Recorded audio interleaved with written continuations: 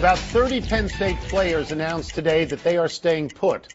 Joining us now with thoughts on that and how the Penn State scandal impacts college football as a whole is broadcasting legend, our friend Brent Musburger. Let's start with this, Brent. Despite this happy announcement about people staying put, I think Penn State football is done for at least 10 years. How long do you think Penn State has before they resume the prominence that they've enjoyed? I think it'll be longer than 10 years, Tony. You and I know that a death penalty was once handed out to SMU. This, I believe, is a slow death penalty to Penn State. And I would stay tuned on those players who say that they're staying this year. As you know, the NCAA made them all free agents. And already out here on the West Coast, USC has asked for information regarding their best player, running back Silas Redd. And you don't think that the punishment that the NCAA handed out was appropriate in this case? No, I don't. Kevin, let me just make one thing absolutely clear. This is a horrendous story involving Jerry Sandusky, who has been found guilty and probably will die in prison, and that certainly is as it should be.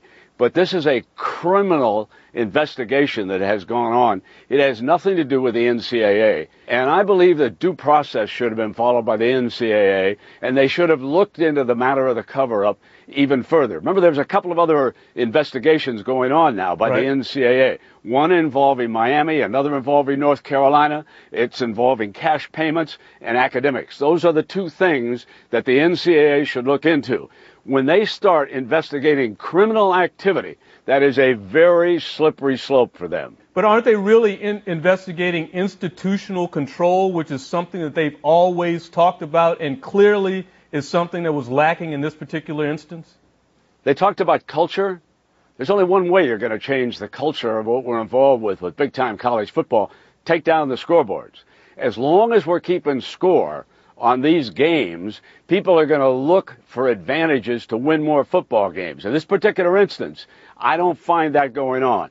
This was a criminal investigation. It was a horrendous crime, and the person who perpetrated it, and the reason why you and I are talking today, Jerry Sandusky, has been found guilty. He's in prison, and that's where he'll die, and that's the way it should be. But if the NCAA had done nothing, wouldn't they have come under tremendous criticism from the public for doing absolutely nothing on a case that has transcended sports?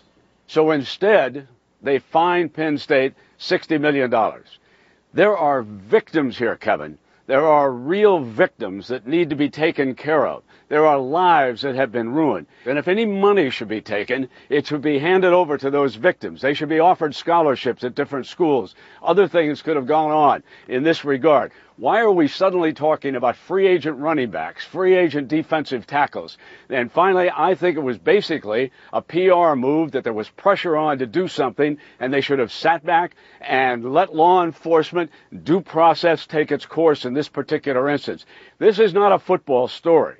This is a story about a pedophile who happened to be a football coach. And while we're at it, if you want to take victories away from Joe Paterno and Penn State, let's go back to when Jerry Sandusky became an assistant at Penn State. Let's start subtracting victories when he was an assistant coach, if you want to do this. I just think that the NCAA has started down a very slippery slope with this particular announcement.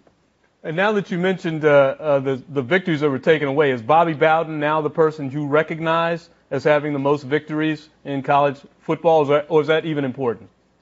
You know, Kevin, to me, it's just not important. I could care less who has the most, who has the least. I'm not going there on this particular story. To me, it is about those victims being taken care of. It's about talking about child abuse. It's not about talking about a coach's victories. It's not about talking about off-tackle plays. I think the NCAA did us a horrendous disservice by pushing football back to the front and the victims to the back. Go take a look at the sports pages today and see what the stories are all about. Out here in Los Angeles, it's all about the running back. Is he coming out to play for the Trojans? We don't have enough running back. That's not what this story is about. This is about child abuse. Now, if I thought for a moment that the NCAA penalties were going to stop child abuse across the country, I'd say go for it. I know better than that. We'll get you out of here on this. You knew Joe Paterno for a long time. You've seen that statue in person. You were there for many of those victories. They're gone. What is Joe Paterno's legacy now, Brent? Tony, I can only speak from my heart about how I feel for him. I liked him. I enjoyed his company very much. I think he did so many good things throughout his career. I love being around his former athletes, listening to the stories. He apparently made one horrendous decision. But I don't think that can eliminate all the good that I feel that Joe Paterno did throughout his entire career at Penn State. I can only speak for myself, not anybody else. As always, Brent, thank you so much for joining us. You got it, Tony.